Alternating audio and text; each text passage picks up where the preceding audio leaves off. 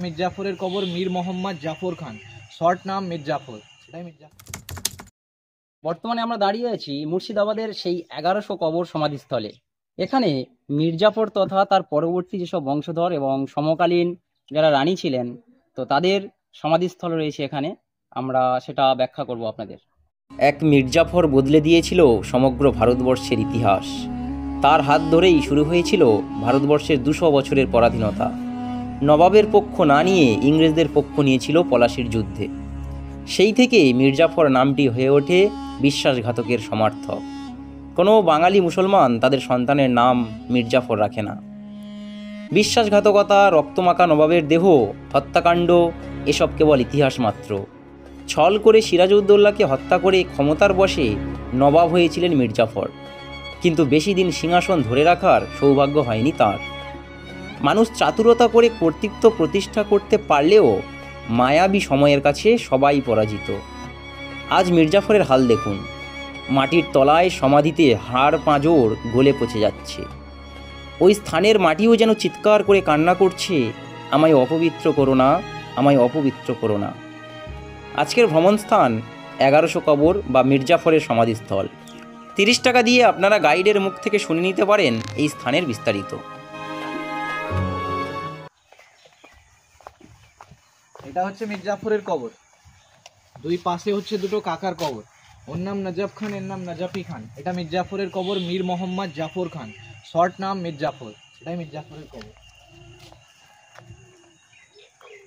এটা মির্জাফরের বাবা, এর নাম সৈয়দ আহমদ হুসেন নজাফি। মির্জাফর মুর্শিদাবাদে 3টে বিয়ে করেছিলেন।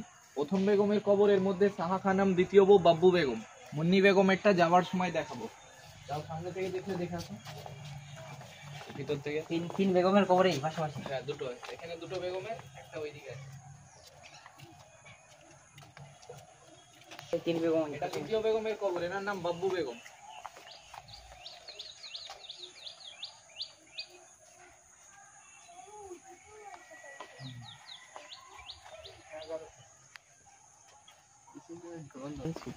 সামনে যে ছোট কবরগুলো আছে গাছের গোড়ায়, এগুলো পায়রার কবর, পান্নালাল, হীরালাল। এরা তখনকার দিনে চিঠি নিয়ে আসা যাওয়া করতেন। এদিকটায় যত কবরগুলো আছে এগুলো হচ্ছে সব মির্জাফরের বংশধরদের কবর, যত বাউন্ডারি ঘেরা। এটা হচ্ছে মির্জাফরের বাবার, মির্জাফরের 7ম বংশধর, এনার নাম নাসির আলী মির্জা। কবরটা পুরনো ছিল, পরে এসে না বংশধর বাঁধিয়ে দিয়ে যান। নাসির আলী মির্জার কবর। এনাদের বংশধররা হাজারদুয়ারি পিছনে বাড়ি আছে, এসে বাঁধিয়ে দিয়ে গেছেন।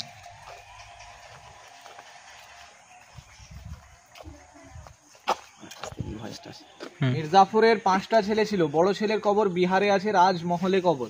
মিডিল লাইনে 4টে ছেলের কবর, মোবারকদুল্লাহ, আশরাফদুল্লাহ, সাইফুদ্দৌলা, নাজেমউদ্দৌলা। 4টে ছেলের কবর এখানে, একটার বিহারে রাজমহলে কবর।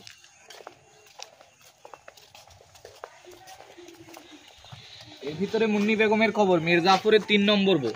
আগে বাইজি ছিলেন, নাচ গান করতেন। তখনকার দিনে ব্রিটিশ সরকার কি 90 লক্ষ টাকা মুন্নি বেগম দান করেছিলেন স্কুল বানানোর জন্য আর মসজিদ।